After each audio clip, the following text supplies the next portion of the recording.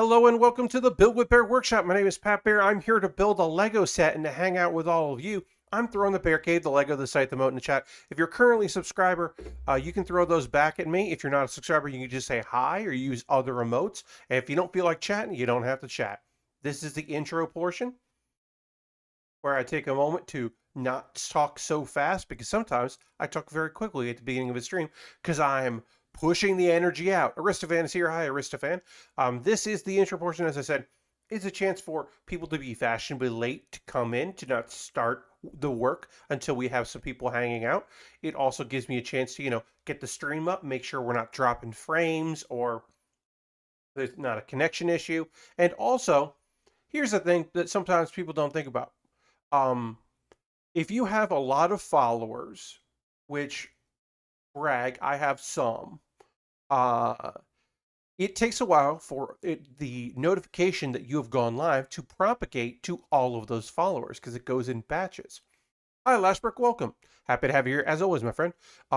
So to say that 1,600 followers is a huge amount, no, but it's a number. 1,600 is a good number. I got 610 followers. That's a good number. Shout out to somebody who followed me yesterday when I wasn't streaming. Shout out to you, www.112333334. Happy you gave me a follow. But yeah, it takes a while for that to propagate. It takes a while for people to say. I mean, people don't even notice. They don't even see what time it is. They know it's an appointment viewing is my stream, and other people just aren't going to get here on time anyway, no matter what you do. So it takes a little while for those numbers to stabilize. So we like to, and by we I mean me, I like to give you all a chance to come in, get comfortable, get ready for the stream. Working on the Mighty Dinosaurs 3-in-1 Lego set. Thank you, Air, for picking this up off my wish list. We got most of a T-Rex done. We got to build the head there, and then we will disassemble it. And then you see these bones that come with the T-Rex. These bones, this little rib cage here, is also going to be our Triceratops horns, which is a great reuse of this. Because, yeah, the beautiful thing about the 3-in-1 is you build it, then you disassemble, and you build again.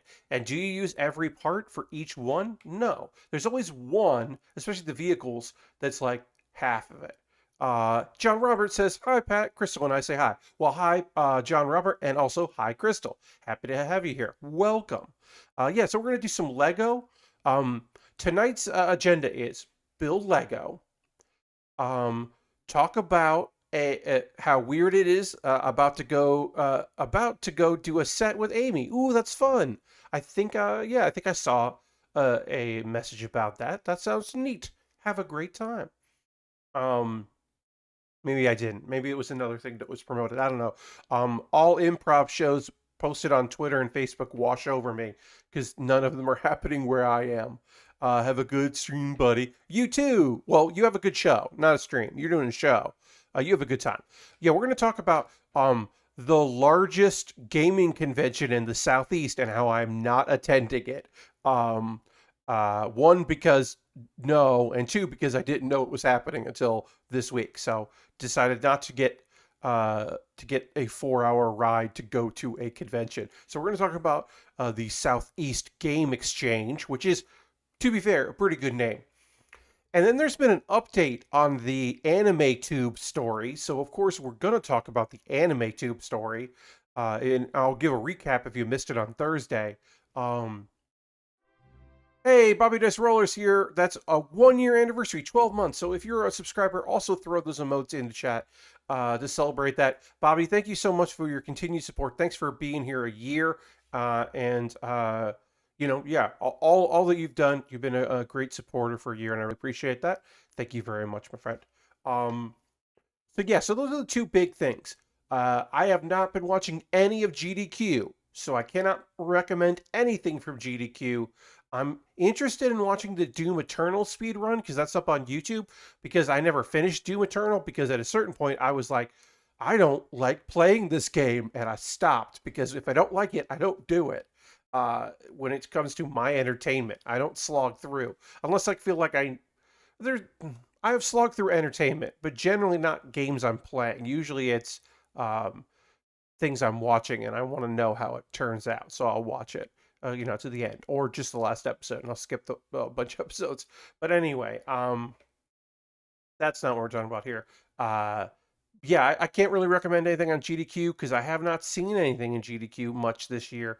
Um, I've been doing other stuff during the day. We'll talk a little bit about that, but not too much about that. Um, yeah, okay, so I'm gonna go ahead. I think tonight is just gonna be a chill evening with chill, cool people. And it might not be that big of a night, which is okay. It's okay if it's not a big, you know, 30-person stream or something like that. That's okay. But gonna retweet the tweet because it is a little less than 1 week away.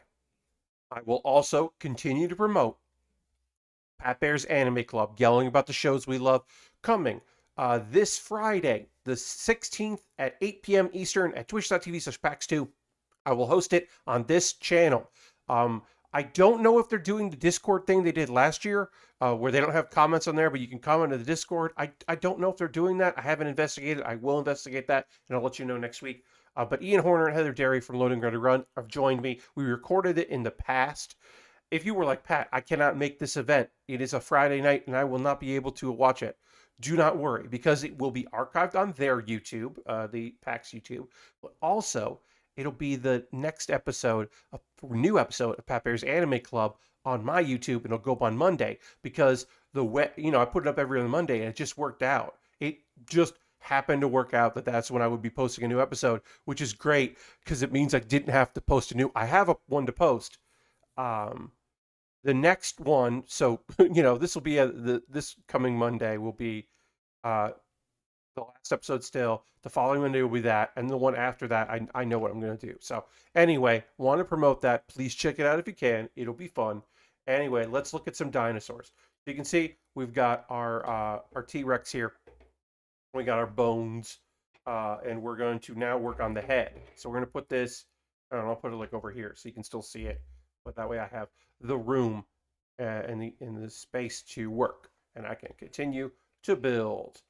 All right, so let's talk about it. I did not attend the first day, which was today, or the second day, which is tomorrow, obviously, of the Southeast Game Exchange, which is a 4-hour drive. Now, this is a relatively small convention in terms of some of the conventions I do go to, but it is they do advertise it as the largest Southeast gaming convention. They have tabletop stuff, they've got video games, they got classic arcade. The kind of guests they have here are like some authors, like authors of like D&D books and D&D modules, and like um, people that have written about like retro gaming collections, like that kind of thing, like done that kind of authorship. And a lot of their panelists and guests are YouTubers, which is smart. You get your Southern region YouTube people there. I found out about this because LGR, Lazy Game Reviews, is at there because he is also a South Carolinian. So he is at that convention, which makes a lot of sense. Um, and I was like, a little bit of me was going like, oh, that could have been fun. Like I haven't been to a convention since the beginning of last year, the PAX East, the last PAX. Uh, and I was like, oh, maybe that would be a good idea. If I was going to go to a convention, I would go to like a smaller one. But just because it's small doesn't mean there aren't people there. And when I say there are people there, I mean there are unmasked people in very close proximity to one another. And I'm not ready for that. Just not ready for that. The state I currently live in has, not the most Delta variant cases in the South, but certainly quite a few. We're not doing great. We're at like below average as far as people being vaccinated or having. We're we're decent in one vaccination. We're very poor in two vaccinations. So, and then also, like I said, nobody's masked for this thing. So then I was like, let me look at this website. Let me see what's going on here. Because maybe like people are just like not doing what they're supposed to do. They're just being human nature and all that. What's the official stance? Let me go to their website because, they decided to do an event in the year 2021, in the summer 2021. What do they say? Well, they say if you are running a fever or experiencing any COVID-19 related symptoms, we ask that you join us next year. So no requirement to wear masks, no social distancing expected, no temperature checks, no, if you buy a ticket, you sign a thing saying that you've been, you promise that you've been vaccinated, no mention of vaccines, just, hey, if you think you got COVID, don't come. But also, when you say COVID-19 related symptoms, there are people that have COVID that don't have any symptoms. They're just carriers of it. So if you have COVID but you don't have symptoms, can you just go? Is that cool? So that seems foolish. And I hope that people don't get COVID while they're there. I mean, I hope people don't get COVID, period. But also, I hope that. I hope that I am not seeing a update from Clint, Lazy Game Review, saying that he is not feeling well. I'm very hopeful that that's the case. Small time, it's small to mid tier tech and gaming YouTubers suddenly getting COVID all at once. Like, I hope that's not happening. So anyway, I was a little like, that seems like a thing that I am glad I am not a part of. I do not begrudge people for wanting to be places and do things, of course. If you want to go to the movies, you want to go to the mall, you want to go to a park or a garden, and you're going to be around people. I would say, please fucking be vaccinated. Please, please, please, please get vaccinated if you can. Please, please, please, please, please. And then also, take care of yourselves. Look out for each other. Look out for yourselves. Wear your mask. Keep your distance if you can. Um, do your damnedest. If you're not feeling great, take a look at, get tested, check in with people, do all that. Because, you can still get COVID if you've been vaccinated. It just hopefully won't mean that you have to go to the hospital, but it's still a thing. Lastbrook is going to AEW Wednesday, but plan to wear 2 masks. Yeah, Lastbrook, boy, that last AEW show sure didn't have a lot of people masked, which makes sense because they don't have to, because it was in Florida, so they didn't have to. But yeah, look out for yourself. Have a good time. I mean, seeing a wrestling show live sounds fucking rad. But yeah, just take precautions. Watch out for nonsense people. Do your best. Because yeah, it can be, it can feel like there are a lot of people out there that are just like, yeah, remember COVID? And you're like, oh, the thing that's still happening and affecting a lot of people? Cool, cool, cool. The thing that like where we're gonna go with the empty Olympics because they could have canceled it and didn't, and instead they're just sending a bunch of people to a place where there is incredible amounts of outbreak. They're just like, yep, no, we're not gonna cancel the Olympics. We did that once. We can't do that again. Well, yeah, we're gonna have it in Tokyo. Why wouldn't we have it in Tokyo? Giant empty stadiums. Sounds radical.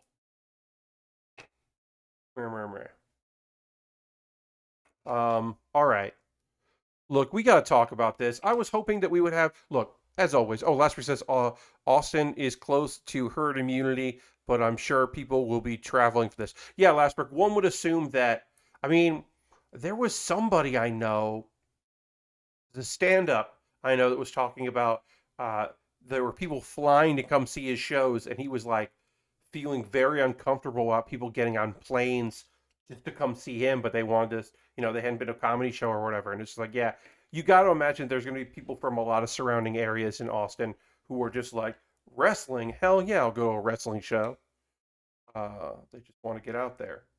Like, so yeah, I could see that being a lot of folks coming out to see things. Um, like I said, I did hope we would have a few more folks here tonight. It's okay that we don't. It's cool, but we do need to get into our topic of conversation for the night because look, we got to keep talking about this. I'm going to give you a recap and then we're going to get into the latest news on it. If you weren't here on Thursday or you just, you came in after I'd already talked about it, I'm going to talk to you about AnimeTube, which, depending on who you talk to, is either a pretty okay name or a real bad name. Now, does it sound like a pirate website where you can just go and watch pirated anime? Yes, it does. I think that's what they're trying to invoke. Now, they're trying to obviously be, well, not obviously, they're trying to be a website, all things anime. You want to watch anime, you go there. They originally, this is information I don't necessarily think I presented myself. Uh, AnimeTube was an app, and it was on the Microsoft Store, and some phones and Xbox and all that. And you could search for anime, and then it would stream video with ads served on the bottom of that anime. Now, did it also include links to things for people who did not own the rights to those shows? 100%, yes, it did. Some of it was legal, some of it was very not legal because it was just using YouTube. Did that app eventually get taken down from the Microsoft stores? Yes. Yes, it did. So then a couple years go by. They're ready to try to do a Kickstarter. The plan is by these people is let's make an app and stream anime. We'll do it legal this time. We're gonna kickstart an app, and it's gonna revolutionize things because we're gonna have a good app with an AI, virtual AI assistant that's gonna recommend stuff for you, and we're gonna have chat rooms because anime fans want to talk to each other, and we're gonna go for it, and we're gonna get shows. We're gonna get shows because we're gonna prove that we have a fan base, and like there's gonna be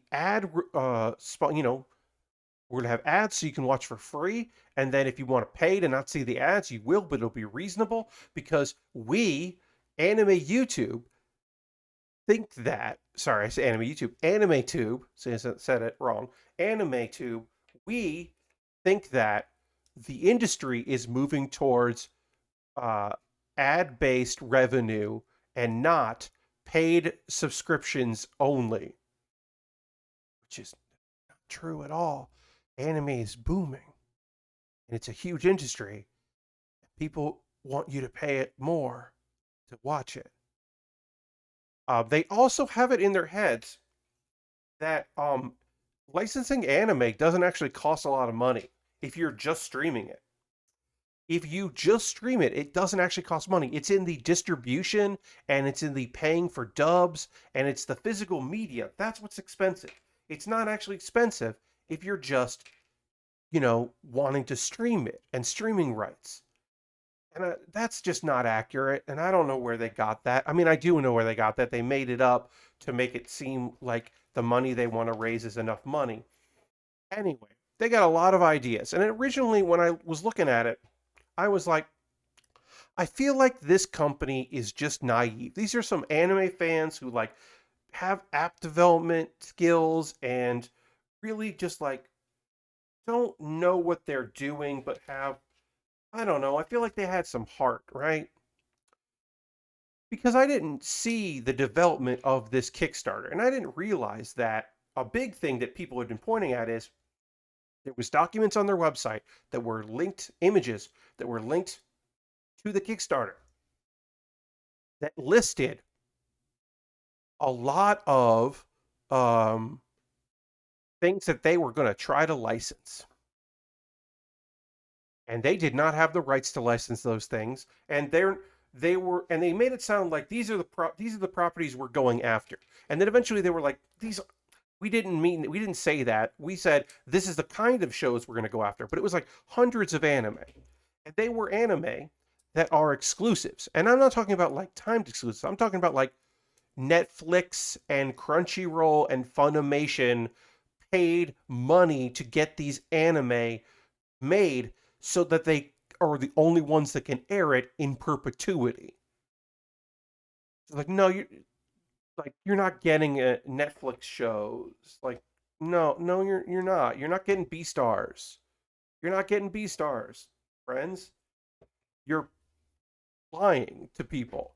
So they walked that back. I didn't realize how much they had edited the project throughout, and they have, and they continue to edit, even though, as of yesterday, folks, that Kickstarter is not is suspended. They were suspended, and now apparently in their Discord, because if you backed it, you got access to a Discord, and then you could just cancel your backing and you still had access to it. That's how we hear about some of these things.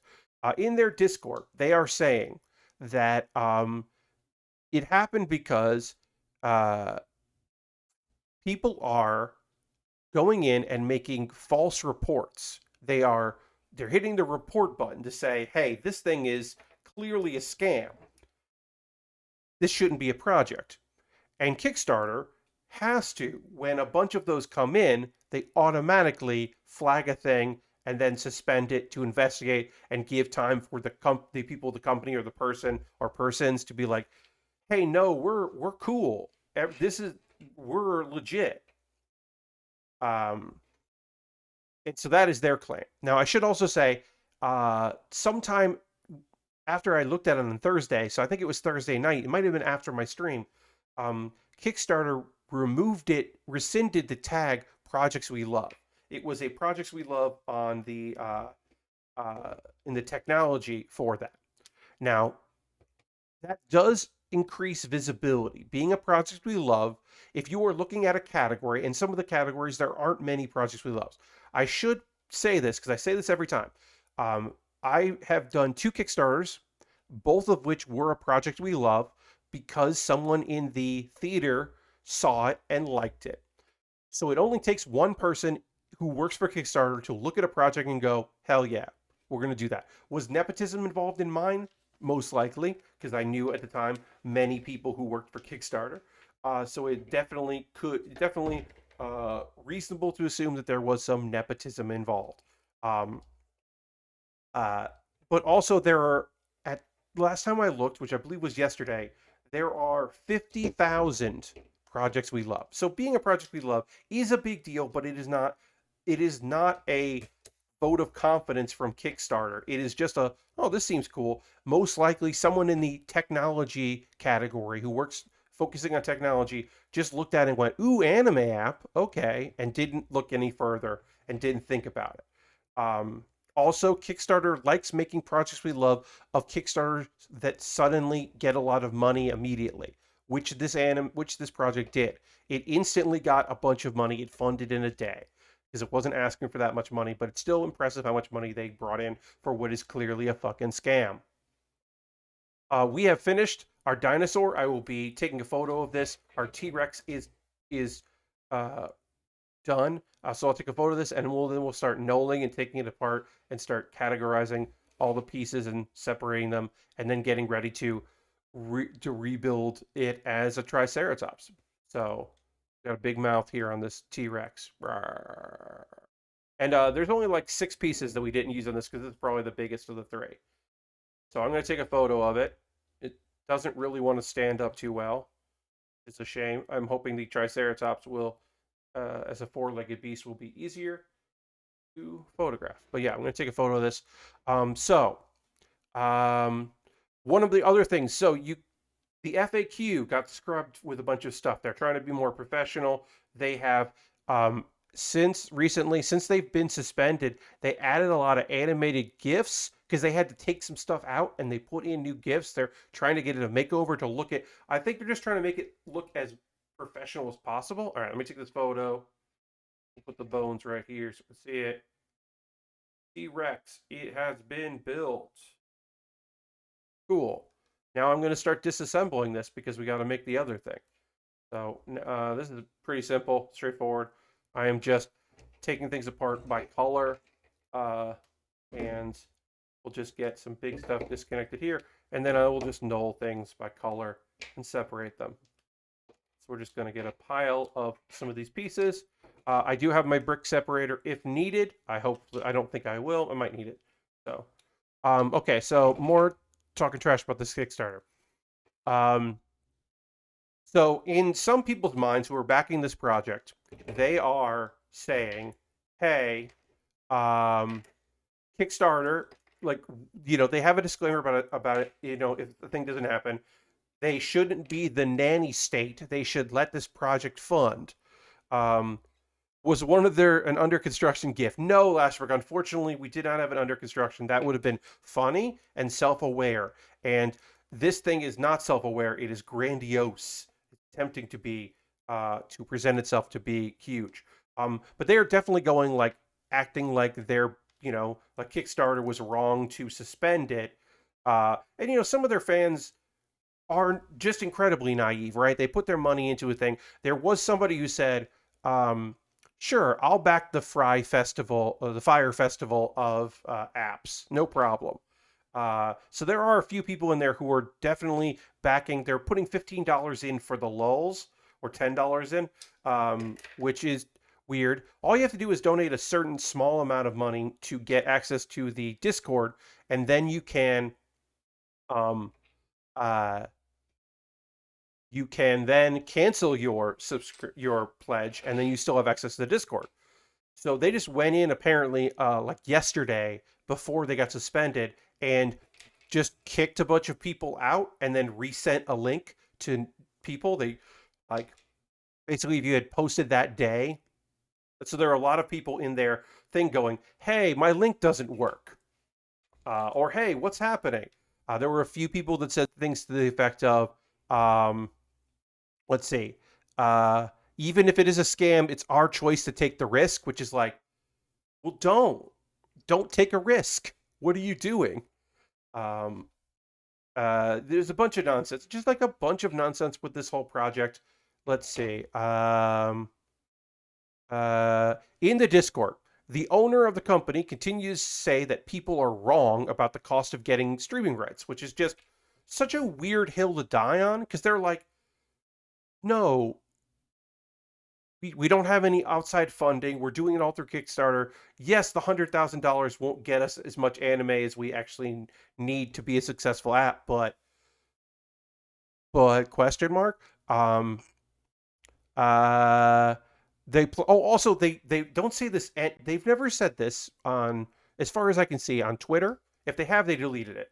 They haven't said this on Twitter as far as I can see. And they don't say in this Kickstarter, but they all do have plans to do future Kickstarters to raise money for dubbing and distribution rights so they can eventually sell physical media.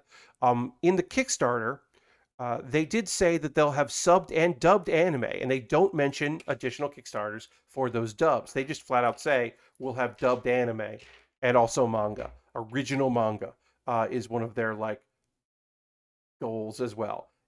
It just feels it's just an incredibly large continuous scam, and it's kind of amazing.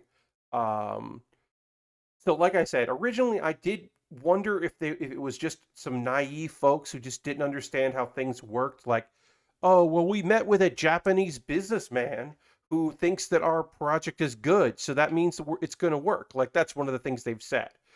They've also said stuff like, oh, we met with a trade group and they like the idea of our app. We had a good meeting with them. We don't have a contract. We don't have like recommendations. We don't have meetings with people. And then they're also like, I don't know why these one of the things they've said in Kickstarter a bunch when called out by people going, "Hey, you listed a company, you listed an anime that I have the rights to. You're not in talks with me. Who are you?" And their response is the owner, George's response is generally his response is, "Why would I talk to you? I need to talk to Japan." And it's like, well, because eh, duh, you probably are gonna if you want some anime, you're probably gonna have to sub-license it from people that already have the streaming rights in America. So you're gonna have to like do that. Because at best, there'll be another Right Stuff or Retro Crush, but that's also not necessarily like a guarantee. because they would still need money to license things. Because I do think that they pretend to. Because at the end of the day, here is my prediction for this: if they get reinstated and they continue and they get funded, because they will get funded if they come back, they will be funded. They will put out a subpar version of the app that they have promised. It will not be all the features that they have promised. It will not do everything that they have said.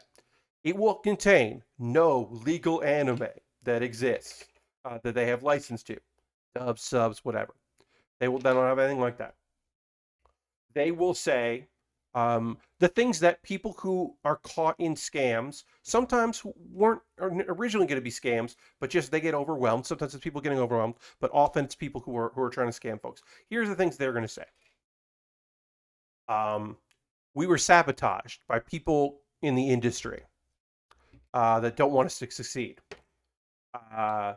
We were prevented. We were blacklisted because they don't want competition. They'll be they.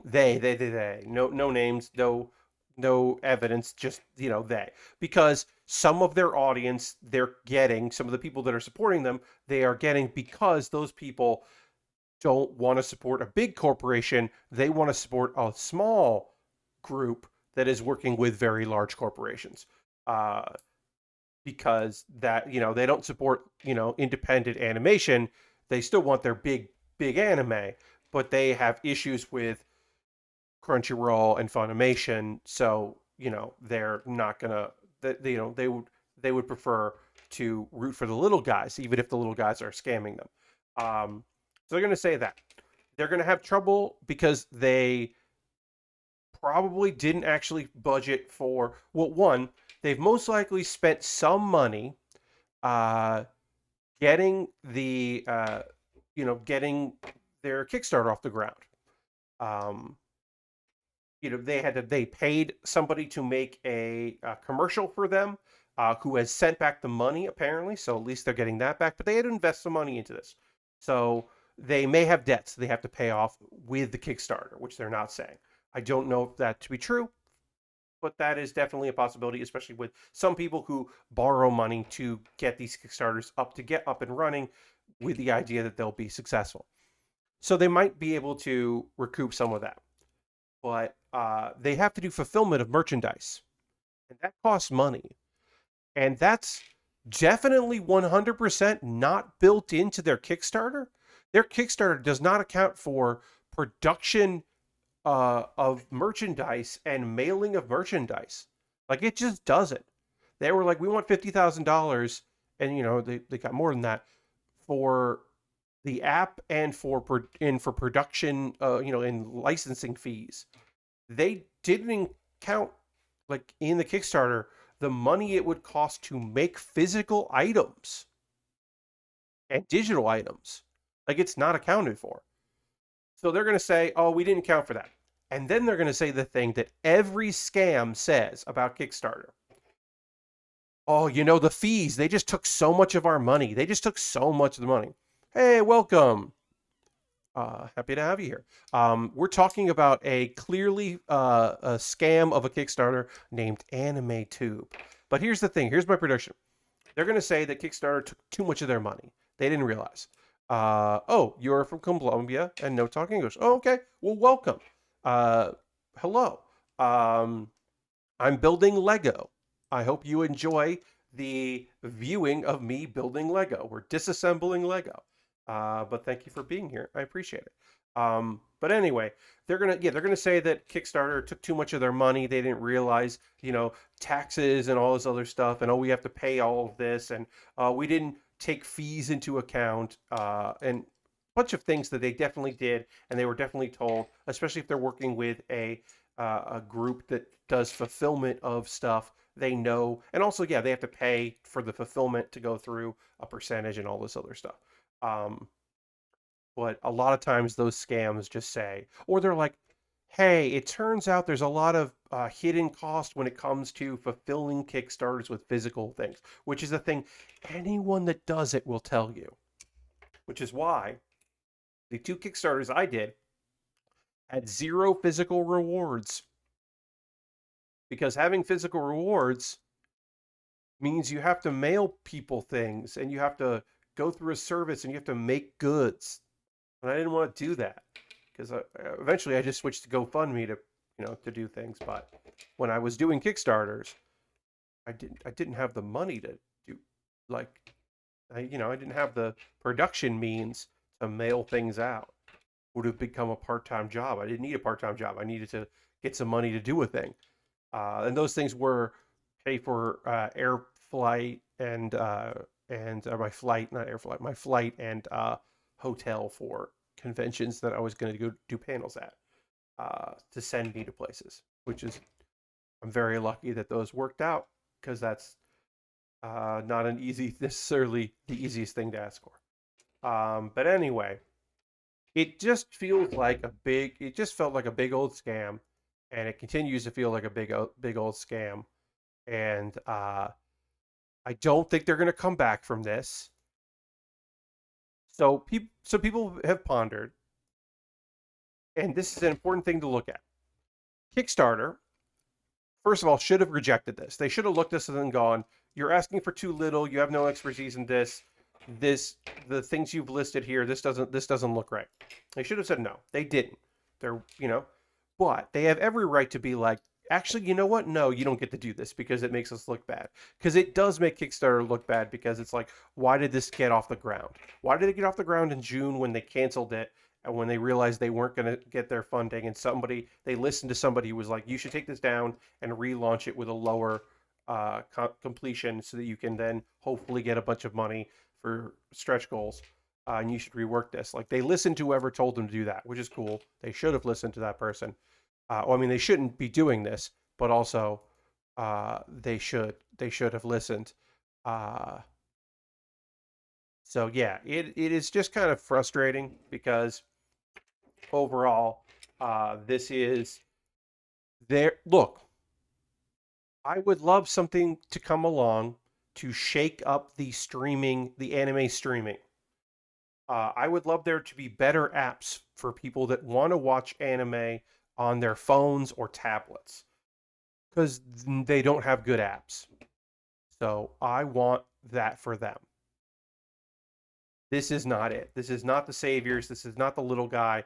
This is somebody using people's passion to make money. Also, at some point, the creator of this, the head of this, apparently he's got loans out, small business loans out for creditors. That's neither here nor there. One would assume that some of the money went to, try to make this happen. Um, but also, this person did say in several different blog posts over the years of trying to get these things started that, he is attempting to become Japanese was a thing. And that's not in quotation marks. That's just a person saying a truly awful thing out loud. And it's just like, oh, yeah. I mean, look, here's the thing. We all know people like this. We all know those people.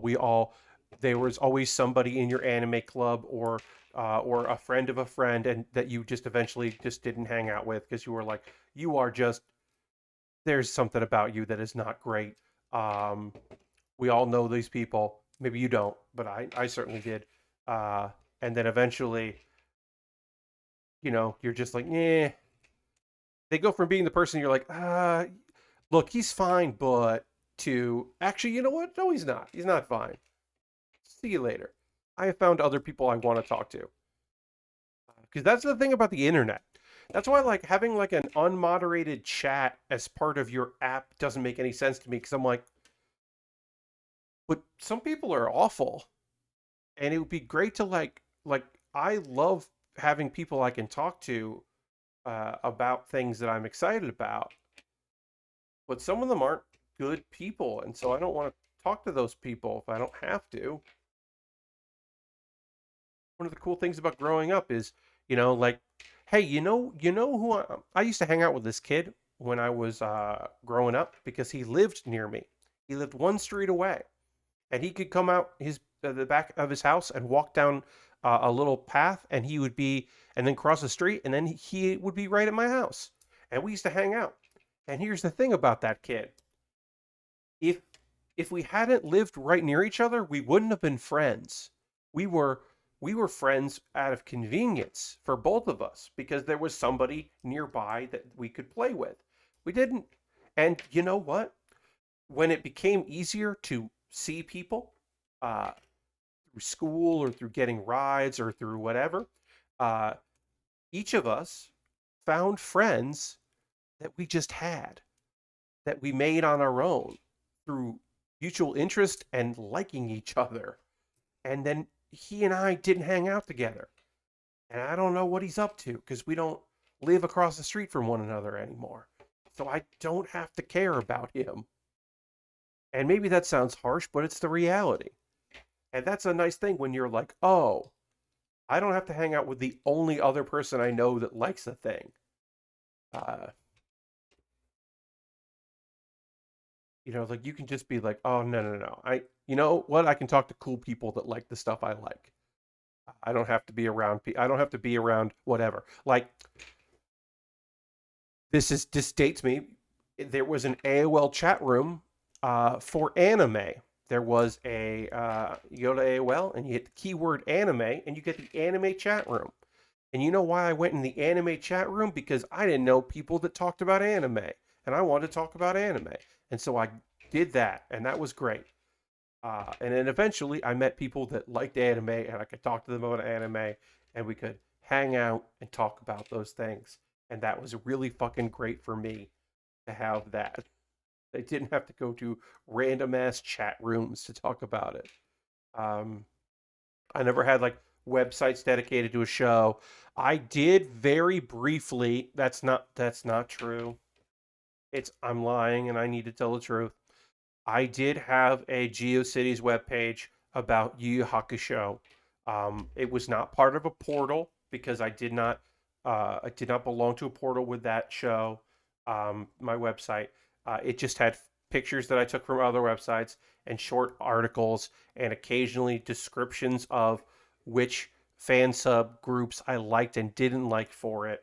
Um, and so that's true. That's a thing that I just said out loud to people on the internet. Uh, Look, that has been scrubbed as far as I can tell. I did not use my real name on it. You cannot find the GeoCities that I had for Yu Yu Hakusho. Um, but it did exist, and that's fine for me to say. But I wasn't part of a web portal. That was the important part.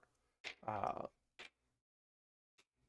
I don't know what I'm saying. What I'm saying is, people want community because there are a lot of people like, how come I can't get into the Discord? They want to be in the Discord for this scam. All right, we're going to work on the Triceratops. Now that we've knolled all our pieces, it's time to build it again. Part 2, the Triceratops. Anyway, people really want to belong to a thing. They want to find like-minded individuals. They want to be a part of things. And then when one of their big sticky points is like, well, Sony's already has Funimation and Aniplex. They're going to buy Crunchyroll, which probably will go through. It's a possibility it might not, but it might. But people are just assuming it will. And they're like, well, Sony's got all this stuff, and they don't have a reason to fear anybody. So we're going to come in and we're going to. People want to get behind that. People want to get behind underdogs and the small people fighting the good fight and all this other stuff. And you're like, cool. But they aren't going to do that.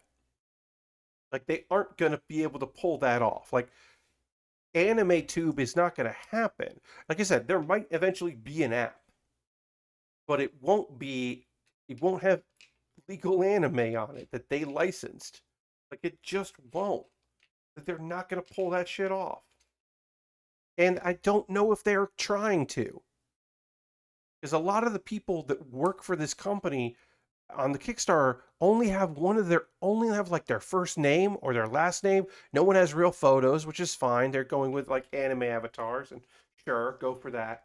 Um, what they but like other than the main dude, because he legally has to use his name, nobody has their names attached to this.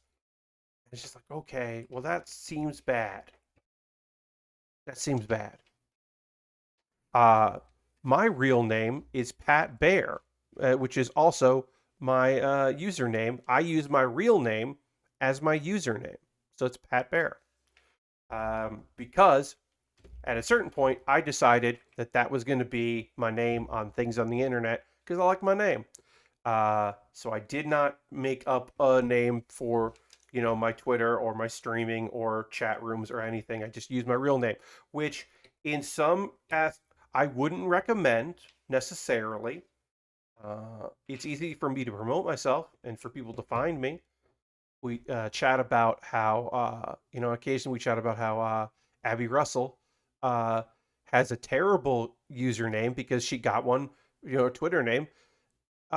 Didn't think that she would be, well known by people immediately and have like a name that she has to like tell people and spell out loud. I don't have that problem. I can just say, "Oh, it's my name at that," um, which is easy for me to do. I have probably spoken way too much um, uh, about anime tube just in general and specifically. So let's see if there. The let me look at the games done quick. Um, Let me check to see if there's anything that like I said, I did watch. Uh, I'm looking forward to watching some games done quick is happening this week. It is awesome games done quick, or yeah, summer games done quick, not awesome. Awesome is the other one. Um, Ooh, there's a tool-assisted Sonic Heroes. That could be fun. I mean, Sonic Heroes is not a great game to watch. Celeste custom maps. I've heard very good things about these Celeste custom maps. So I'll probably check that out. Yeah, there's a bunch of them. If you've watched anything from Games Done Quick, Summer Games Done Quick, feel free to let me know in the chat. Again, like I said, this is a pretty chill evening tonight. Looks like we don't have like a ton of folks hanging out, which is okay. It happens. But yeah, if you've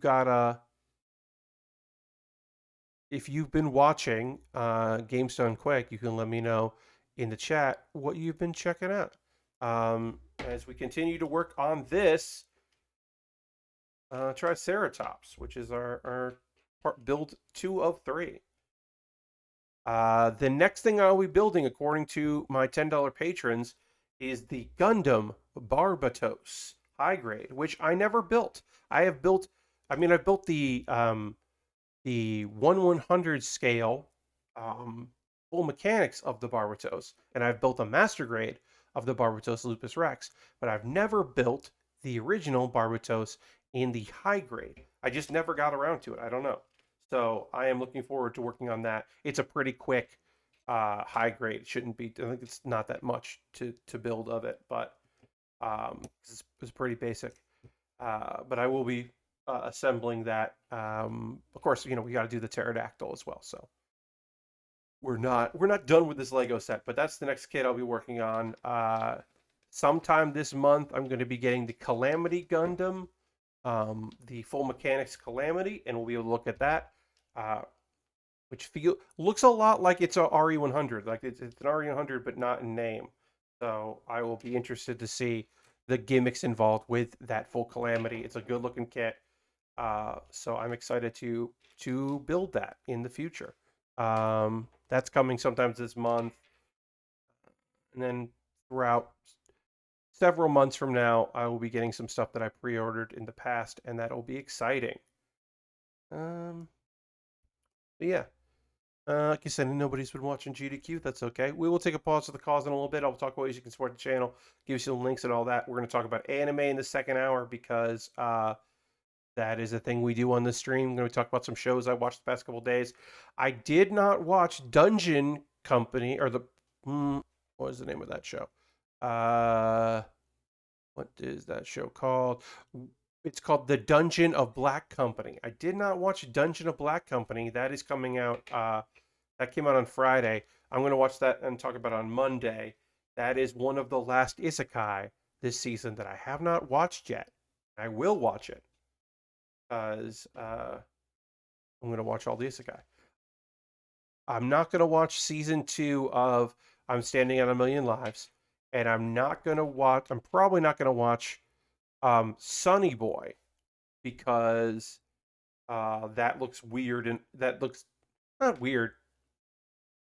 Sonny Boy just doesn't appeal to me. I think visually it looks interesting, but the plot of like, oh, a bunch of high school kids, like class, got sent to some uh, weird dimension, and then they're starting to get powers. And are they going to work together or are they going to fight each other? I'm just like, yeah, I don't. That doesn't sound great to me. Like a thing I want to watch. I've never really been a big GDQ person. I understand Lashbrook. Sometimes they're very good runners and they have very good teams. I actually think that the a big problem with uh the no audience version, which I think is the right call, the no audience version. I actually think that's the way to go. I actually do think the problem is that there are too many people on the virtual couch, the couch, quote unquote, which is a means that you get a lot of over talking that you don't get when there's the person playing and then there's the people behind them just kind of watching. I think they tend to be like jumping in with things, but they're not as over the top. I actually think that this incarnation is a little worse. The commentary just like becomes, I think, too much. But I do think it's neat. It's nice to have in the background. I don't watch a lot of them live, but I do check out. And occasionally there are things that I'm like, oh, that sounds neat. Like I should have watched the Celeste stuff live. I didn't check that out because I know I would have enjoyed that probably. Uh, but I will watch it. The recordings. They get the recordings up pretty fast on the YouTube, so which is good. Oh wow, we dropped down on viewers. This is kind of like this is one of those things where we're like, it happens. It's fine. But also, the 20th is my 4-year streaming anniversary. We're gonna be celebrating it on the 19th, because that's a Monday and I'm streaming on that Monday, and I don't want to do a special stream on Tuesday. But Monday is gonna be and also I felt like doing it on the 21st wasn't like didn't feel like the thing to do because that's like a Wednesday, but so I'm not building. I was like, oh, I should build on my anniversary. Um, that just feels like the right thing to do. So, uh, yeah, I'm coming on my 4-year anniversary and have like the month of my 4-year anniversary have like very few viewers on a Saturday. Does feel a little like, I mean, it happens, and like I'm so psyched to have the support y'all give me. So I am definitely not trying to say like, oh, this is like whatever terrible, but it is like, hey, I'm a human. Um, I like to see the numbers go up, and I like to have people watch what I do. So when I don't have that, it does feel like, okay. Lesper says, I spent the day at work watching stuff, leaving HBO Max soon, so I did a triple feature of Jackie Chan's First Strike, Bram Stoker's Dracula, and Troll. Well, I hope you had a good time watching those movies. Uh, I do have fond memories of Jackie Chan's First Strike. Bram Stoker's not my favorite Dracula, and Troll. I don't. I think I've only watched Troll 2. I don't think I watched the original Troll, which are very different. Yes, it was mostly just using the name, but I don't know if I ever watched Troll. If that's the Troll I'm thinking of.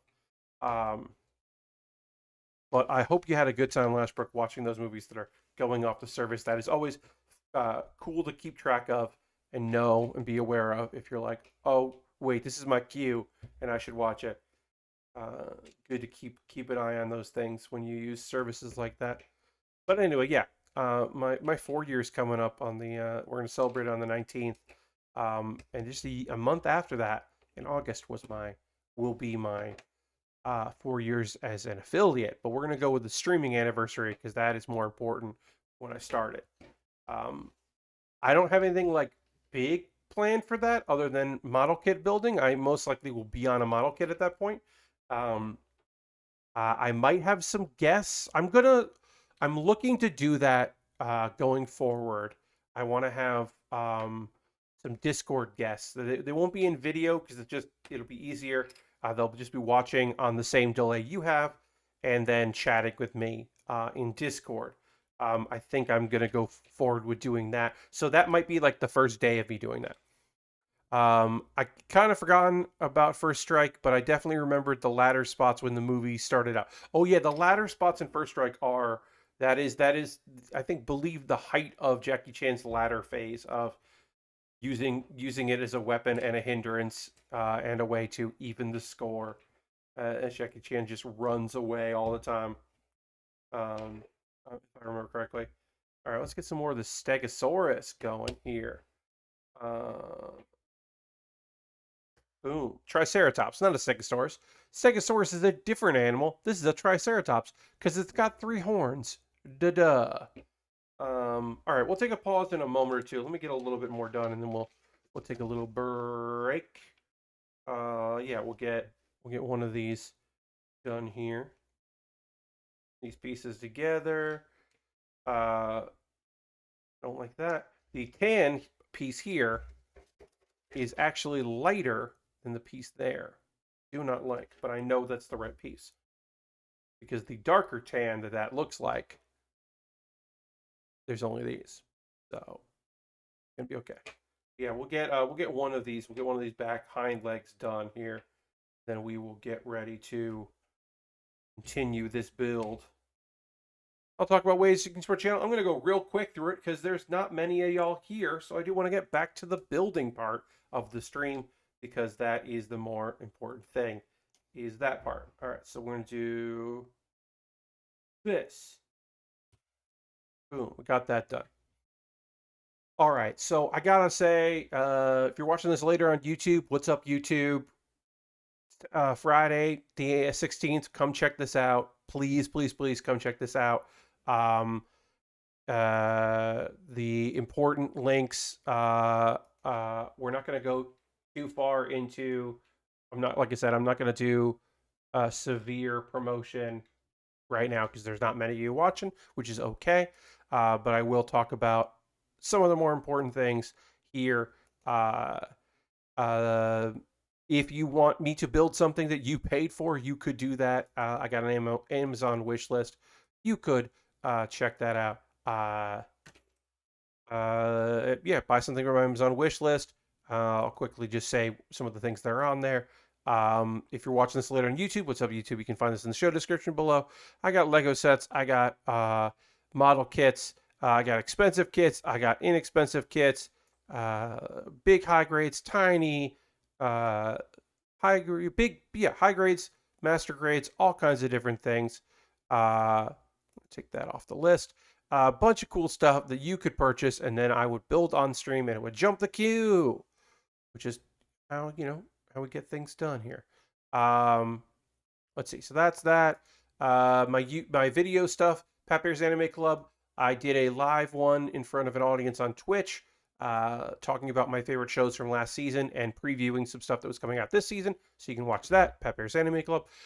Bear With Me. This is a video about ferrets where I know the names of the 2 ferrets and I'm trying to figure out which one is which. I think it's pretty fun.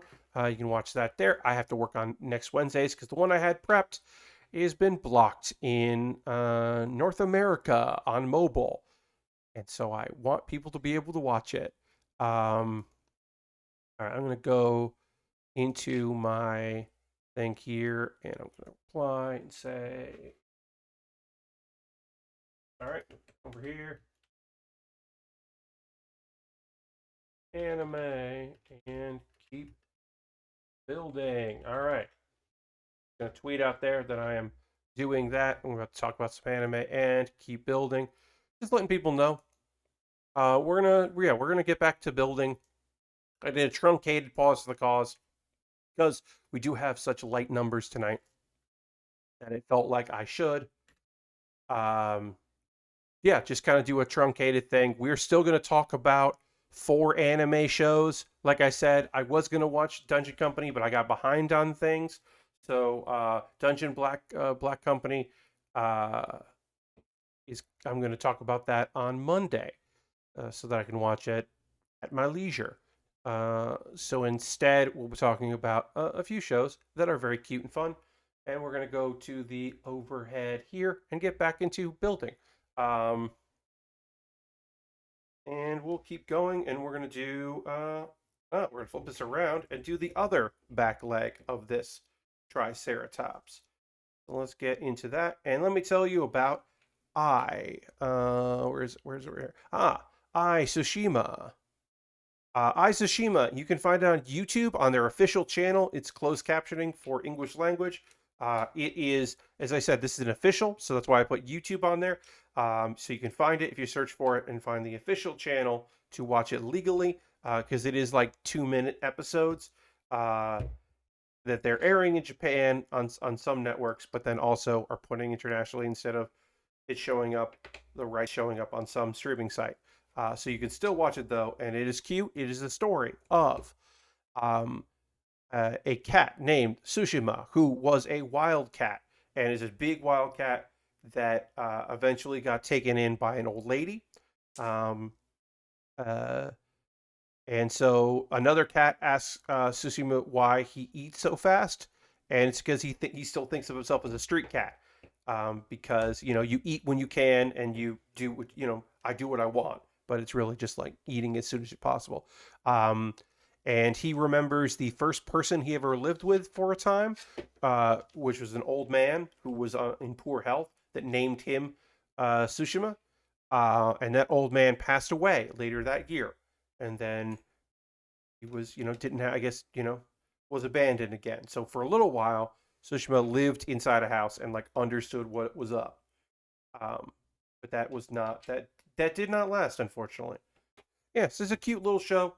Um, the animals are very photorealistic looking, whereas the humans are just kind of like plops of color. It's very strange. It's a very strange choice, but I do respect the choice. I do think the choice is cool. Ooh, look at our Triceratops. It's 3 legs right now. We're gonna put a fourth leg on it. But yeah, it's got 3 legs. Let's get that fourth leg done. As I begin to talk about the second episode of my Next Life as a Villainess, All Routes Lead to Doom X, which, the second season of My Next Life as a Villainess. They just called it X instead of 2, which is their choice.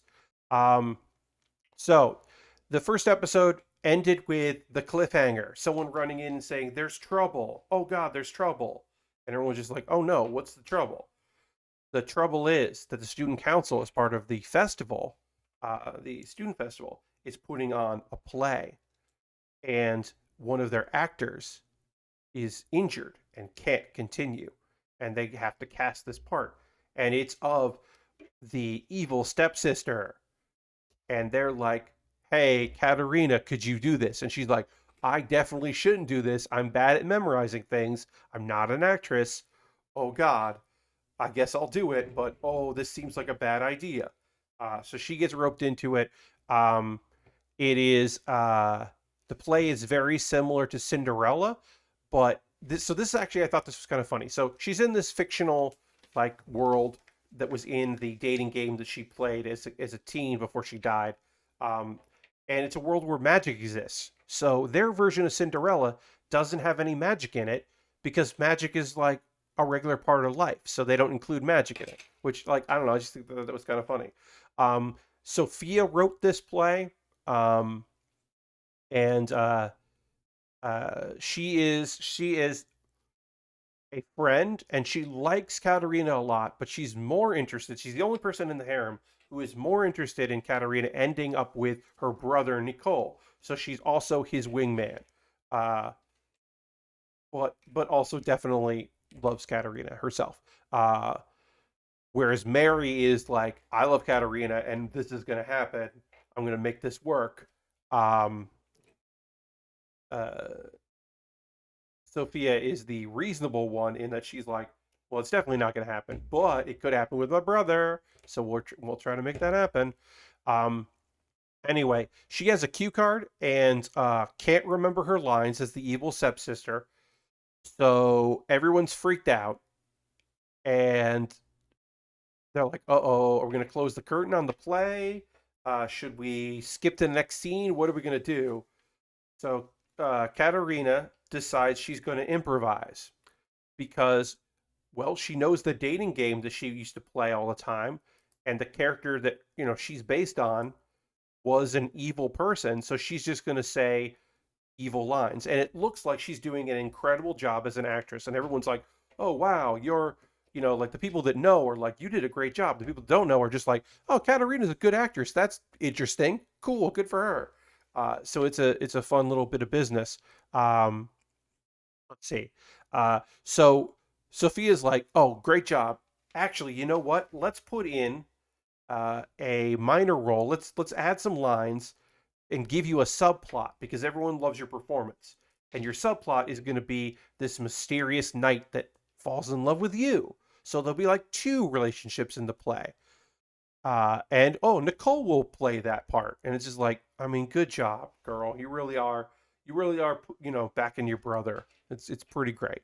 Um, Anyway, the play continues, and now there's a new character named Black Mask.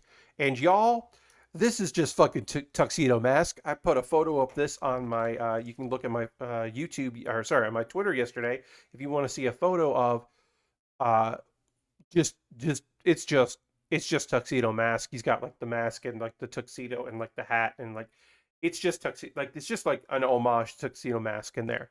Uh, anyway, um, things go off the rails because her fiance is like, I don't like this part where this dude is hitting on my fiance Katarina, even though it's a play. He's like, can't let it go, and like kind of it gets all over the place.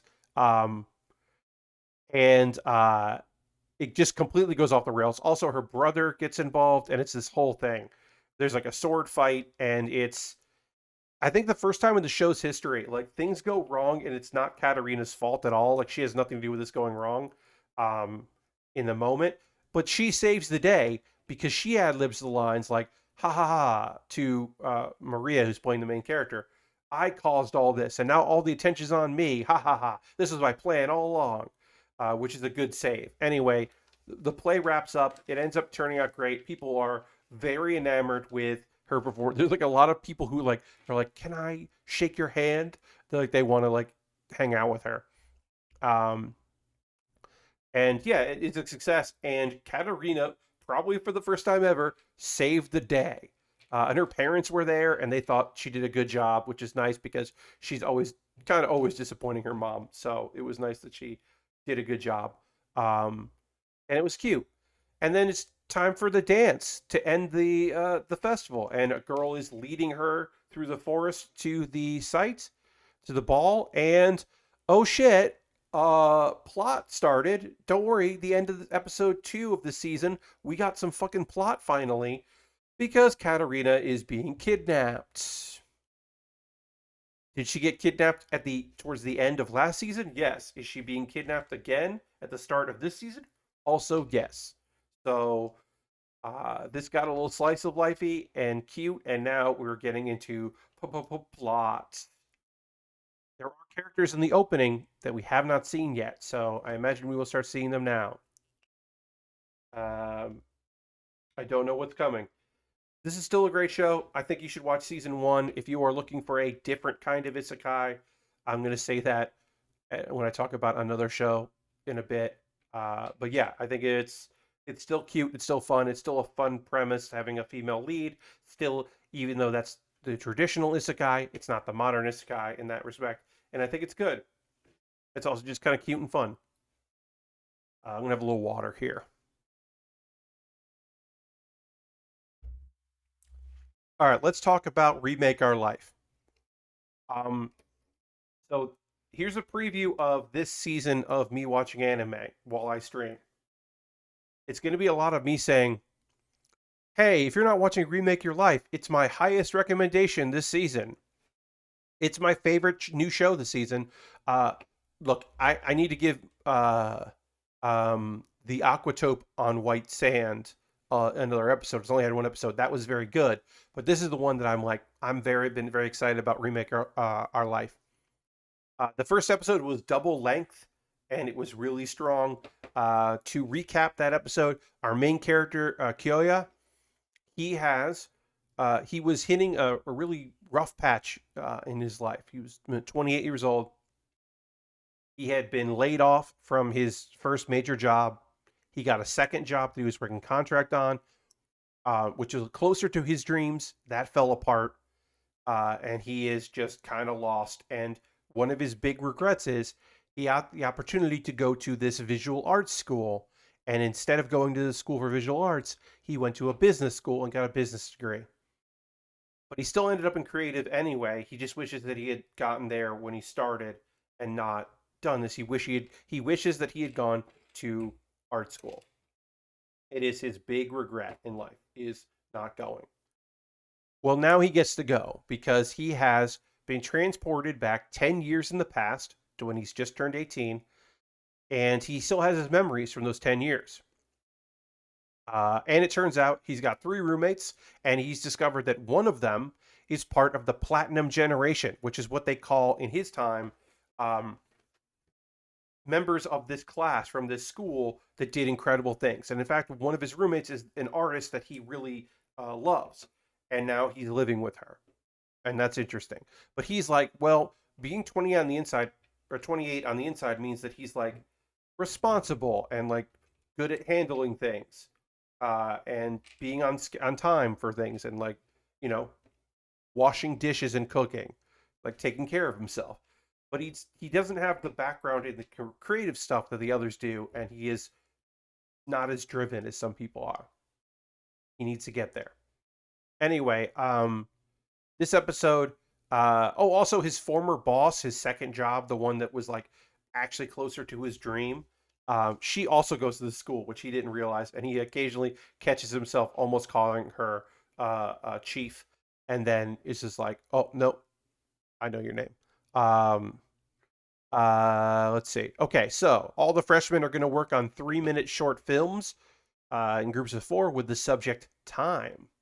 The 4 roommates decide they're going to work together, which makes sense because they, see each other all the time. And they divvy up who's going to do what. Someone's going to direct. Someone is going to write the script. That's what's his name? Suyaki.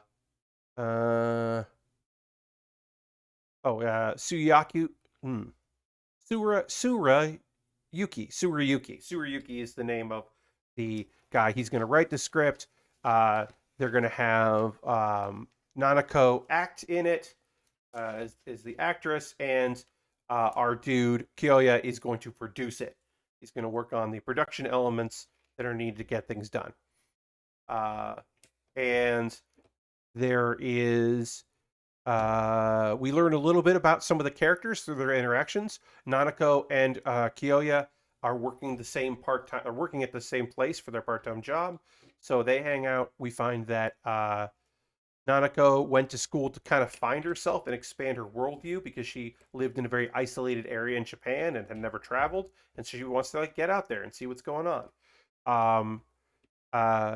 Shinoaki who is the tiny blue-haired girl, was never great at schoolwork or studying. She's only been good at art, so she wanted to pursue that. And we know she becomes a famous artist, so we know that she succeeds, or at least the different timeline she succeeds. And so they kind of decide, hey, let's do a short film at a train station, because that's something that a lot of people are familiar with. So that'll be a good little thing, and it'll tell the story easily. And Tsurayuki, his name, I'm going to get better at saying Tsurayuki's name. The other dude is like, I can write this up real quick. And the reason why he can bang out a rough draft very quickly is because the pitched idea that Kyoya pitched is exactly like something that he came up with a while ago and never flushed out, that he had plans to eventually write at some point. And it's kind of realized, oh, Kyoya remembers that from a short story he read at some point in his future. So he's like, oh, I just stole this. That's weird. So he's read short stories that his roommate has written in the future. That's some cool time travel bullshit that I really like. I love time travel. Like, oh, is that a coincidence? No, it's not a coincidence. It's like this fate. The artist he liked, the writer. We're gonna find out what Nanako makes something at some point that he appreciates. He's gonna like have a flash of like remembering seeing her face as a model or something. Like there's gonna be a thing that will jog his memory. Uh, anyway, so they decide, okay, it is just a coincidence. Which, it's just a cool thing you can do as time travel stories. And the team continues to work together on their short time flies, but there's some conflicts. Uh, uh, Tsuruyuki is like, look, you want me to edit my piece down, but like it's good, and so we'll figure it out. If it, like we'll make it work. And they're like, look, dude, that's not how this works. Like you gotta, I don't know. There's some conflict about that because writers want every part of it in, and they're like, well, edit it later or whatever. Um, there's a little tiny little thing that doesn't mean anything in this episode, but I think it's gonna mean something in the future, where three of them get roped into joining the a club, the Fine Arts Club, which needed more members. They needed freshmen to join, and they didn't get any, so they kind of conned them into doing it. Anyway, the Kyoya gets some advice from his teacher, and they work on their differences, and they're all like ready to go to film this thing. They got they get to the place, the train station they're going to film at, and Tsuruyuki is like, I made a mistake. I clicked the wrong thing on the camera we're borrowing. I borrowed the wrong kind of. I borrowed like a photography camera, not a video camera. Oh, and everyone's just like, oh well, there's nothing we can do about it. We're just gonna get a bad grade. Like we tried, uh, but our boy Kyoya, he's started his life. He's remaking his life for a reason, not so he can run away or take the easy way out. So he goes, no, no, no, no. I'll figure something out. And that's the end of the second episode. Over like the closing credits, is him being like, no, no, no, we got this. Okay, so we finished our Triceratops. This was a much quicker build than the T-Rex. The T-Rex, I think, is going to be the biggest build. So we got our Triceratops done. It doesn't have a working mouth, which I'm a little disappointed in, but it does have a lot of movement. It's got a lot of personality. So I'm going to take a photo of that before we talk about the last anime I watched for today. Um, how a realist hero rebuilt the kingdom, a kind of slow, somewhat patient, almost slice of lifey, life-ish isekai that I'm really enjoying, and I can understand if you don't end up watching it, because my tastes aren't your tastes, and your tastes aren't my tastes. All right, so I took the photo of that. Now I'm going to break this down. We look. There's a lot of pieces left over. Like there's a ton of these like black pieces left over here. There's just a ton of pieces that we didn't use for this build that we might use on the next one, which is the pterodactyl.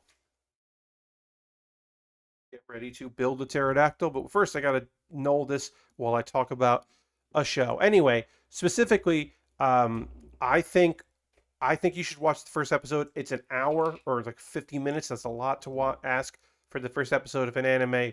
Remake Our Life, I think, just is cool. It takes its time because it has that the hour to really have you get to know the main dude, Kyoya, and what his life is like. Like you really get a sense of where he is, which is awesome because it really, I think it's necessary for you to understand, like to really sympathize with him and his situation, to then see him struggle, trying to make the most of his second chance. Like he was gifted the second chance somehow. Also, they don't go into like, I don't think we're ever going to know how or why this happened. Like I don't think we're ever going to know what the deal is with this time travel. And I don't think we need to know. Is there enough pieces to get weird with it after, like a trike body, T-Rex head plus wings? I don't know if you can get that wild with it because, like, the wings here, you can see the wings. These are going to be components you're going to need for the legs. Like, I don't think you can get wild with it the way you're asking because you just recycle and reuse the pieces. Um, like, there are some pieces here, like, I don't think these pieces are going to be used in this, and they were used in the T-Rex body. But yeah, I don't think you can get super weird with it. Oh, Lashbrook. Maybe. I mean, like there are parts that like aren't going to get used. Like I don't think these parts are going to get used on this, or they're using the wings. But so you maybe could make a mouth, but yeah, I don't think you can get truly wild with it and mix and match. It's also not like the one that's a 3-in-1 where they had the fourth digital one, which was the uh, that was the deep sea, and they had like one you could just build, which was neat. But anyway, uh, Rebuild Our Life, I think, is awesome. I'm really digging it, and I recommend you check it out. It is on Crunchyroll. It comes out on Saturdays. Anyway, let's talk about another Saturday anime, which is on Funimation, called How a Realist Hero Rebuilt the Kingdom. So, okay, so our main dude is named Soma, which does constantly remind me of why do I know Soma? Well, without a U, Soma is Yukihiro Soma from Food Wars. This is not Yukihiro Soma. This is, I forget his first name. This is Soma with a U. And he is the main character in How a Realist Hero Rebuilt the Kingdom, which is a practical isekai, I will say. It doesn't focus, I mean, it's a fantasy world. Um, anyway, so our dude got summoned as a bargaining chip for this small kingdom. There's like, look, there is a demon lord. There's a demon lord out there at the edge of like the northern parts of the continent. Our character is not dealing with that. He is not part of that. But he was brought in as a bargaining chip, and so he makes a different bargain. He goes, "Don't send me out to the Empire to have them make use of me, because who knows how that's going to work out. Let me stay here and help you. You need to rebuild your economy. You've got you've got some people that have emigrated here that are living in poor conditions. You have a food shortage, and yeah, and you got to refill your coffers. You had a good peacetime king, but you need some help." And the king is just like, "Yep," which is why I'm going to give you control of the kingdom because that makes the most sense. Uh, which it doesn't, but sure. And then also his daughter is like basically promised to marry so that way the bloodline continues or whatever, probably politically, whatever. Her name is Alicia. And there's some chemistry in this episode because, you know, he's just like, well, when I'm gone, you're going to run this place. Like, I won't be here forever. I'm going to help you fix your problems, but, you know, you're going to need to know this stuff because you're going to take over.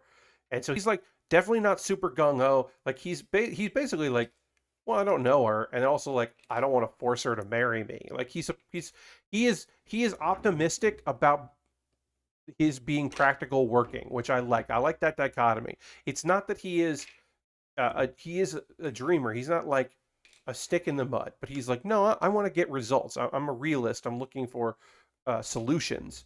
It's just so that he also is optimistic about those solutions, which I just think is a nice thing. Anyway, after a magic check, we find out what Soma's magic ability is because he does get some magic powers.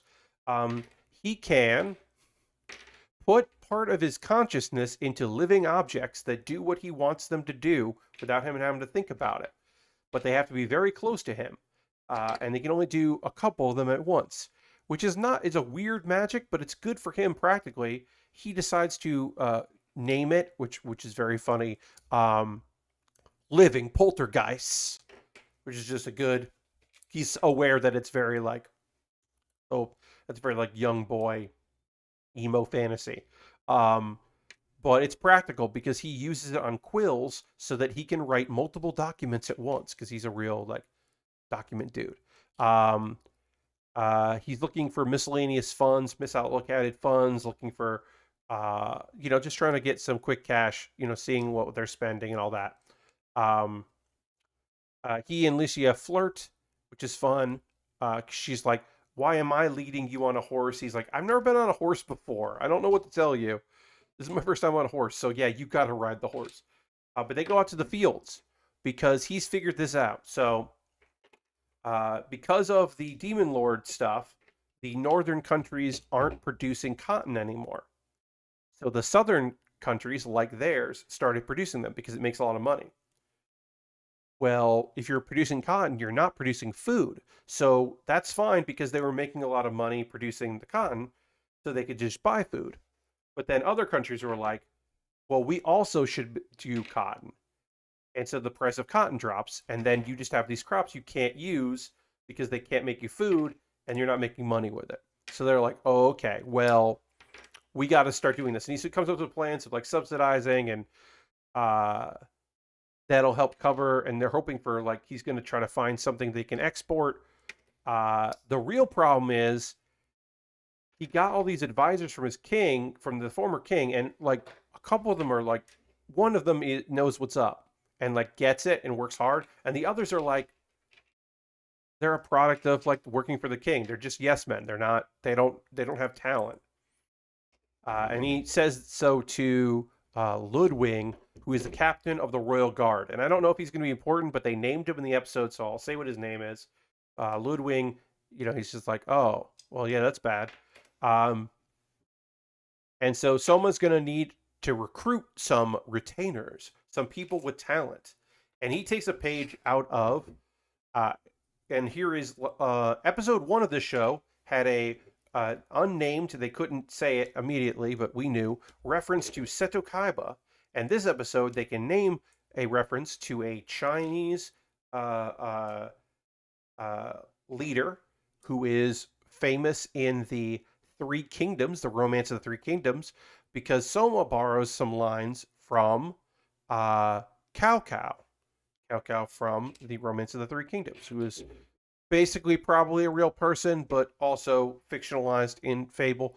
And he says, if you possess an aptitude, we'll make use of it, which is what Cao Cao was like really famous for. This is like, I'm not super well versed in this, but I do know some things about it.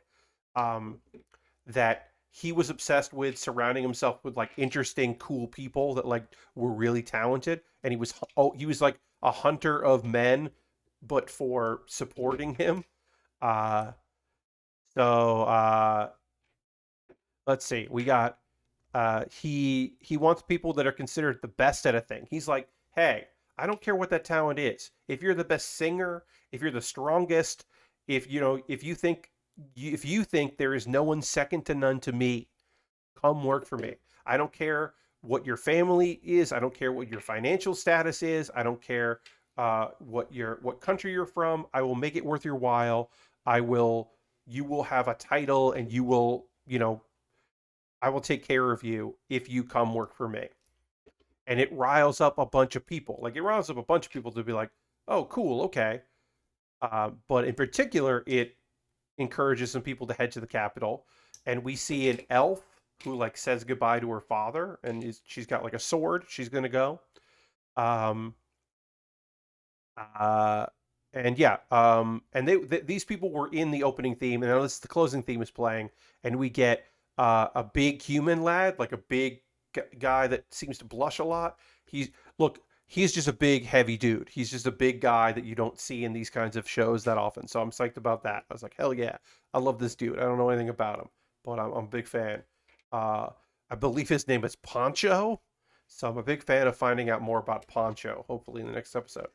There's a young demi-human child. She's either part like a dog, she's either a demi child or just like a demon or something. But yeah, monster. She's definitely poor, and she's gonna head out there.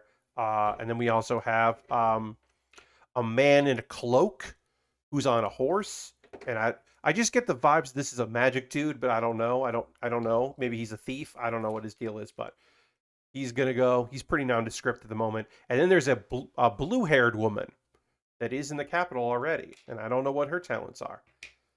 But we're gonna find out next episode. I'm intrigued by the show. As I said, it's slow paced. Um, it is a realist. It is just like, yeah, you would have to like subsidize farmers to give up their crops that they used to turn a profit on, they're not anymore, so that they will produce food. And you do need to, find another thing to export that you can use as an export. Uh, Ironhide says, my inflatable house got punctured last night. Now I live in a flat. Indeed. A good bit of business. Thank you for the joke. But yeah, How a Realist Hero Rebuilt the Kingdom. I like it. It's got good vibes. It is one of the shows I'm interested.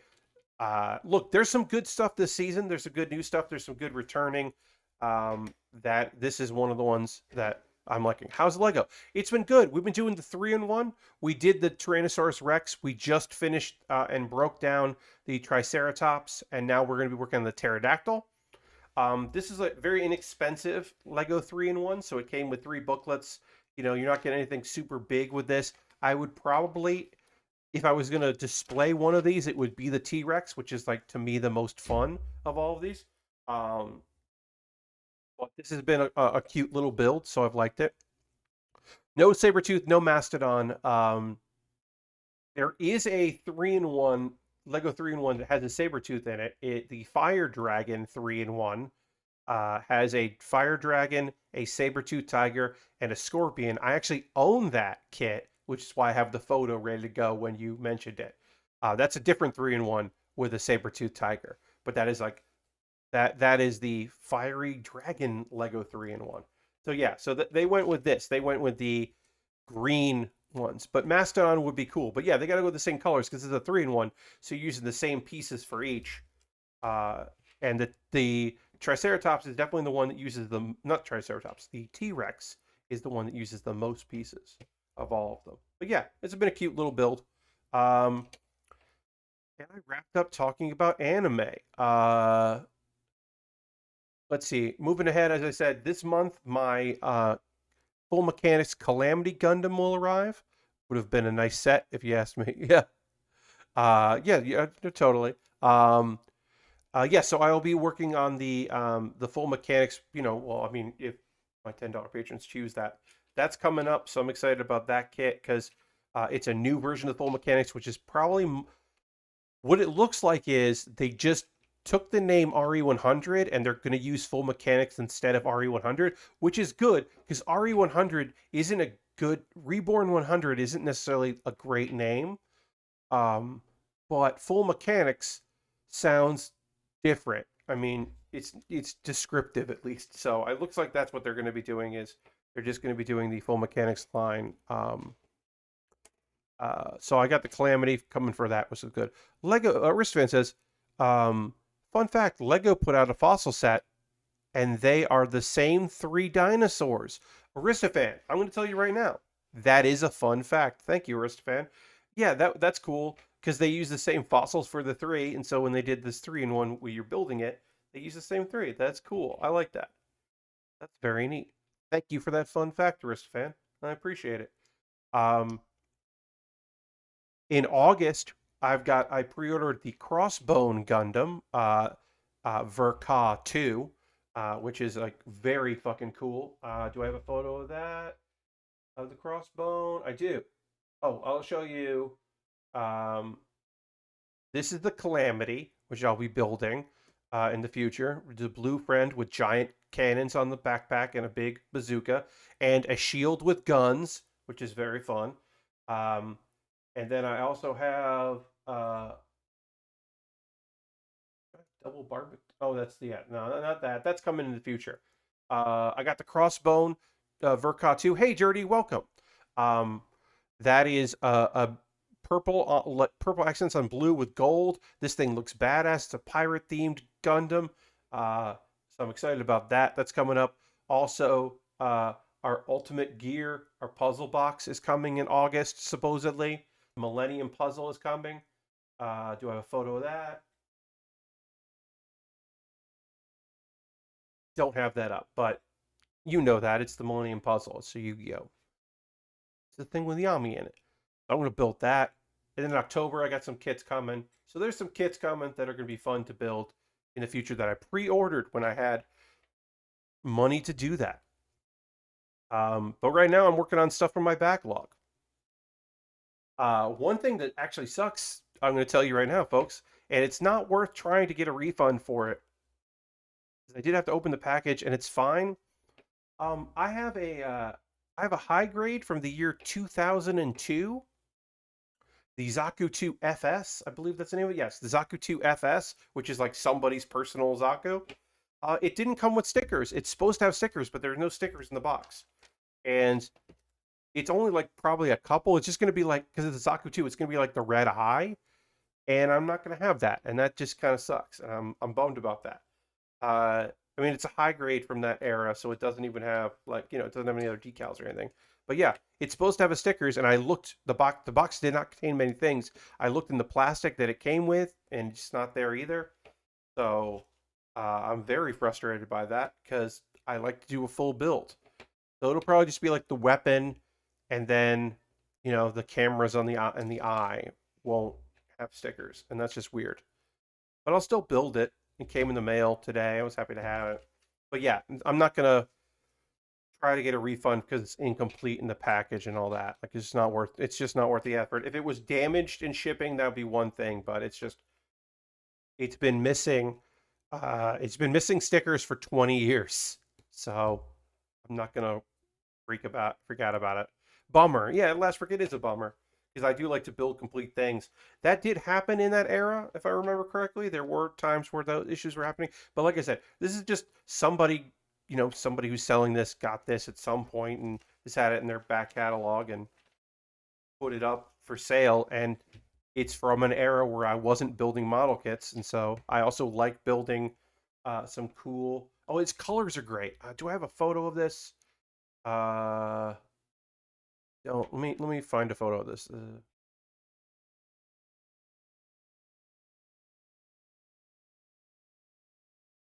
All right, let me find a photo of this kit because its colors are fantastic. Uh, Here, that's what it looks like. Um, it is uh, Garma Zabi's custom. Oh, it went away. Why did it go away? I had it right there. Weird. Let me let me find it again. Uh,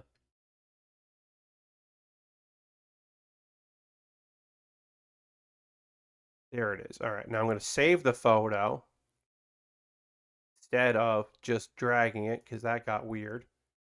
And then I will take the photo like that and then drag it. There we go. Now that'll stay when I get rid of the web page. Yeah, so I really love these colors. I love this like burnt red, orangey Zaku 2. But yeah, they won't have a sticker on it because that's what we're on there. Also, this weapon I think is just neat, and I believe it has a heat axe as well, which is always cool. Um, so yeah, that is the thing I will build in the future. It's not what I'm building next though. Now I can get rid of this photo. Don't need it. What I'm building next, when this is done, because we got to build this, right? Which on Monday we're gonna finish this up. We'll wrap it up. It'll be great. Uh, it'll be a good time. We're gonna finish that up on Monday, and then we're gonna move over to the Barbatos, the high grade Barbatos. I think this is the only high grade I haven't built because there's a couple that like they didn't put a lot of them out there, and so I haven't been able to track them down at a reasonable price. But this is one of the only. This is the only Gundam from Iron Blooded Orphans that I haven't built the high grade of because I built, like I said, the full mechanics and I built the master grade, but I haven't built this high grade. I just missed it. Um, Probably because I was building the full mechanics line or the non-graded line. But yeah, so I'm going to build that. It'll be good. We haven't done a nice shiny white Gundam in a hot minute with a big old weapon. So it'll be fun. But that'll be, we'll start that. Ooh, what happened here? Issue with encoding. Weird. But yeah, we'll start that process on Monday once we finish this pterodactyl, which we got to get going on. Uh, and we'll get a little bit more done with this. We are going to raid tonight. We do every stream with a raid. I hope you'll come on this raid with me, which we'll do in a couple minutes. I want to get a little more work done on this because I want to make sure we definitely get to doing some Gundam on Monday. But yeah, I will be back on Monday with more streaming and model kit building and all of that. I'll have more cool things to talk about. I'm gonna look unless something happens on tomorrow or Monday.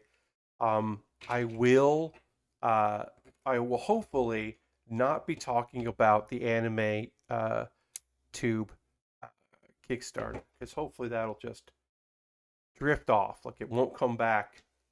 They have 2 days to plead their case, basically, and then there'll be a decision made. And my hope is that it just won't come back and it'll continue to be suspended, and everyone will get their money back.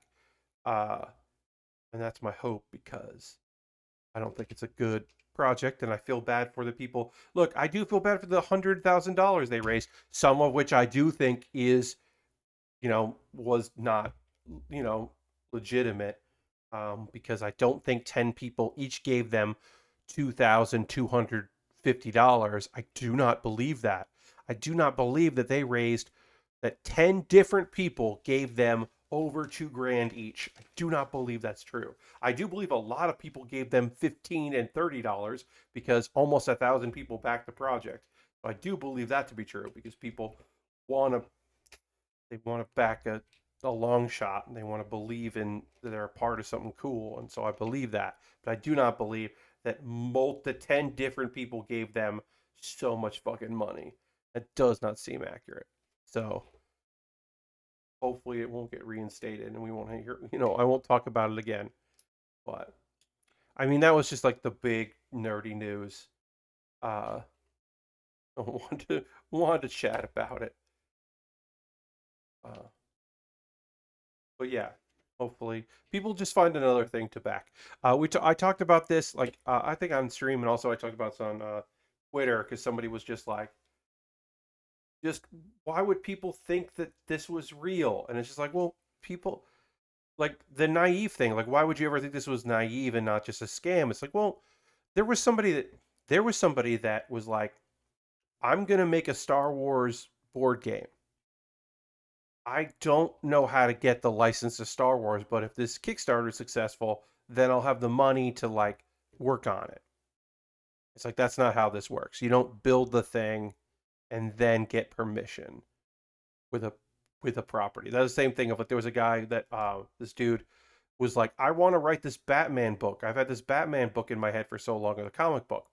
So the idea is, I'll have the money to not work for a while so I can write it, because he hadn't written it yet. He had the idea, but he hadn't written it yet. And it was like, well, why do you need Kickstarter money? Oh, so that I can write it. Okay. And then because I had a successful Kickstarter, DC will want to talk to me about the project. And it was like, no, they won't. What are you talking about? What do you do? No, that's not how any of this works. Like, those people are naive. And also, they don't get the money they need to actually get the thing done, because people are like, wait, no, this is not a thing. Like, people want to take a risk on something cool, but they don't necessarily want that.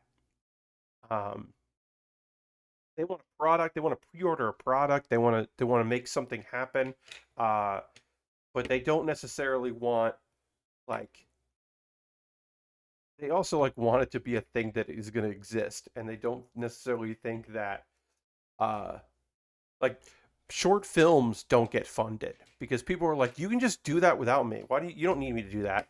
If you want to do and make an app that competes with Crunchyroll and Funimation, yeah, you need help to do that. You need money to make that happen. You can't just do that. I mean, you also can't do it the way they think that you can do it, or the way the people who are backing it legitimately believe that this is going to be a thing. Like, there are people who are like, yeah, like, no, people are just haters. Like, they've got this. These industry people don't know what they're talking about. And it's like, yeah, they do. They definitely do know what they're talking about. You might not like what they have to say. They do know what they're talking about. This is a scam. You are being scammed.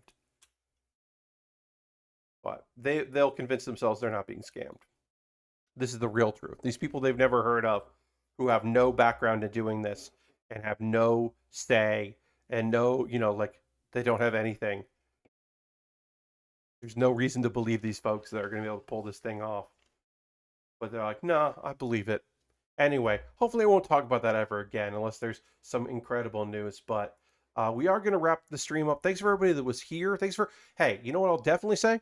Thanks for folks that stuck around the whole stream. I know that I got a little bit like about it because we just didn't have a super amount of views tonight, which happens on occasion.